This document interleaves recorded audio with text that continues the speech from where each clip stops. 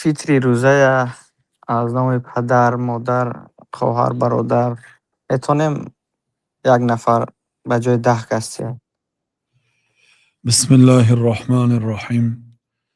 الحمد لله و الصلاة و السلام علی رسول الله و علی آله و اصحابه و من والاه. اما بعد، فطر روزه برای هر یک مسلمان واجب است و از نام خود و از نام کسانی که در زیر نفقش است.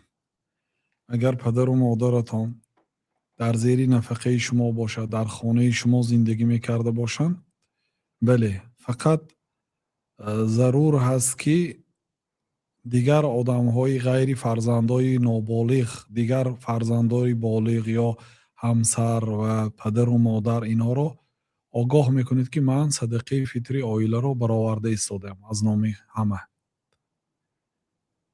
گفته چون این عبادت است، هر یک آدم باید نیت کرده باشد. می توانید صدقه فطری پدر و مادر را دهید، فقط آنها را آگاه کرده تا اینکه آنها نیت کنند. بله.